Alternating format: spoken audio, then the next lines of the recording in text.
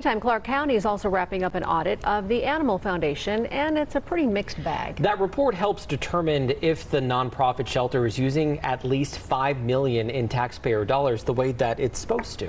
8 News Now reporter Brian Will digging into this report and tells us what they found. Brian? Yeah, David and Denise, this 18-page report states that overall the Animal Foundation is mostly operating the way a shelter should be by complying with the terms of the agreement to provide shelter services.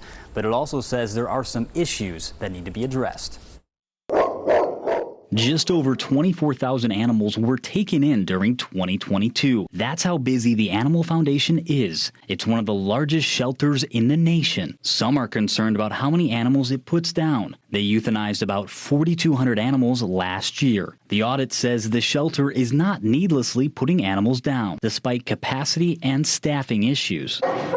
The authors of the report believe the Animal Foundation overstates how full its shelters are to the Clark County Animal Protection Services to discourage drop-offs. Here's the fixes the county wants for this issue. More staff helping take in animals. They want the shelter to do better jobs of figuring out how many animals it can take in. And they want the Animal Foundation to improve communication with the Animal Protection Services. The Animal Foundation says is doing all it can to get more workers, but they want to throw out the old way the Animal Foundation and the Animal Protection Services talk to each other, and for the most part, so does the Animal Protection Services. But that's not the only issue brought up in the report. The authors say there's small gaps in the emergency vets being on hand. They found the Animal Foundation doesn't have any veterinarian in the shelter or one on the outside ready to jump in for an hour on the weekdays and 2 on the weekends. The Animal Foundation disagrees, saying they have vets on call 24/7. I reached out to the Animal Foundation and they sent us a statement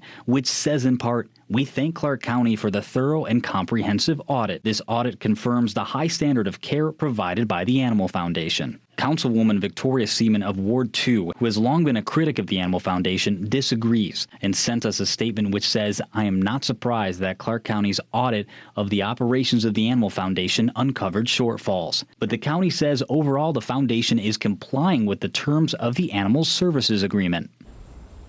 Now, both the Animal Foundation and the county agree there needs to be some updates to the current agreement, which hasn't been updated since 2015. That current agreement expires in 2025, and the city of Las Vegas is also waiting on an audit that's expected in September. So, Brian, certainly there's a lot of critics out there. There's a lot of supporters out there as well. We've done so many stories about the appointment system, though. If someone finds a stray, it may take weeks for them to drop off animals. Did they talk at all about that in that audit? Yeah, it's addressed a little bit, and the Animal Foundation says that because of the appointment system, that is because of capacity and staffing issues, but it's something that the county wants fixed. But there's nothing that's addressing exactly the public's frustration with this, and they're not requiring the changes. They just want to define what an emergency drop-off is. Okay, still plenty of work to do there for sure. All right, keep an eye on it for us. We can